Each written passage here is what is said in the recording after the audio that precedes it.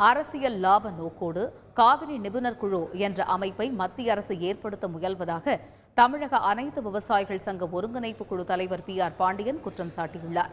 மன்னார்குடியில் செய்தியாளர்களிடம் பேசிய அவர், மேலாண்மை வாரியம் அமைப்பது ஒன்றே நிரந்தர தீர்வு என்றார். கர்நாடகாவில் நடக்கக்கூடிய சட்டமன்ற தேர்தலை கருத்தில் கொண்டு அரசியல் லாப நோக்கோடு மத்திய அரசாங்கம் நடுவர் மன்றம் இறுதி தீர்ப்பு வழங்கியிருக்கிற அந்த மேலாண்மை வாரியத்திற்கு இடையான நிபுணர் குழு என்கிற ஒரு புதிய அமைப்பை உருவாக்குவதற்கான ஒப்புதலை கர்நாடக அரசிடம் கேட்டு கடிதம் எழுதியிருக்கிறார்கள். அதே ஒப்புதலை தமிழகத்திலும் கேட்டு கடிதம் எழுதியிருப்பதாக தகவல் வெளியாகி இருக்கிறது. இந்த நேரத்தில் நான் தமிழ்நாடு முதலமைச்சர் வேண்டிக் கொள்வதெல்லாம், காவிரி நிபுணர் குழு என்பது உச்சநீதிமன்ற தீர்ப்பிற்கும் நடுவர் மன்ற இறுதி தீர்ப்புக்கும் முரணானது. எனவே உடனடியாக தமிழகத்திலும் அனைத்து கட்சி கூட்டத்தை கூட்டி காவிரி மேலாண்மை வாரியம் பங்கீட்டு குழு அமைப்பது ஒன்றுதான் தமிழக காவிரியை மீட்க முடியும் என்கிற ஒற்றை வரி தீர்மானத்தை மத்திய அரசுக்கு அனுப்பி வைத்திட வேண்டும்.